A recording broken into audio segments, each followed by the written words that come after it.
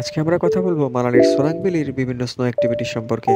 আপনারা যারা মানালির সোলাং ভ্যালির বিভিন্ন স্নো অ্যাক্টিভিটিস সম্পর্কে জানতে চান এবং এগুলো অ্যাক্টিভিটিস করতে চান, তাহলে ভিডিওটি আজকে আপনাদের জন্য। মানালির সোলাং ভ্যালির যে গ্রাউন্ড রয়েছে সেখানে আপনারা বিভিন্ন ধরনের স্নো অ্যাক্টিভিটিস পেয়ে যাবেন, যার মধ্যে রয়েছে snow bike, tube riding, zip lining, snow skating, cable car, yak riding এবং প্যারাগ্লাইডিং।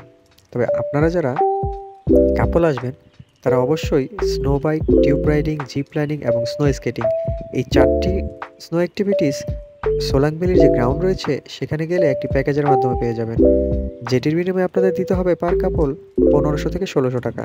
আর এই সেম ৪টি স্নো অ্যাক্টিভিটিসই আপনারা ১৬টা বলারাও করতে পারবেন, যার বিনিময়ে দিতে হবে ৭০০ থেকে ৮০০ টাকা। তবে কেবল কারও আপনারা চড়তে পারেন। মানালির সোলাং ভ্যালির যে গ্রাউন্ড রয়েছে গ্রাউন্ডের পাশেই কেবল কারের কাউন্টার রয়েছে।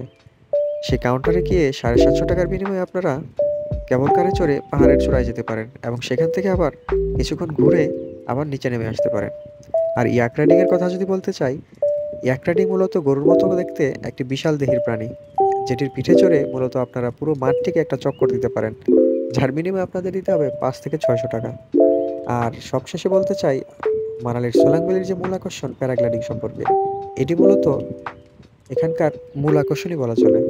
তবে আমার ভাগ্যটা খারাপই ছিল, আমি এই প্যারাগ্লাইডিংটি করতে পারিনি।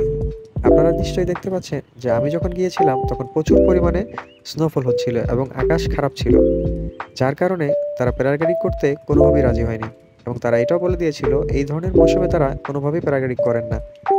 তবে আপনারা যদি কখনো আসেন এবং আকাশ পরিষ্কার পান এবং ভালো মৌসুমে আসেন, তাহলে অবশ্যই আপনারা এই প্যারাগ্লাইডিং কিন্তু ট্রাই করবেন।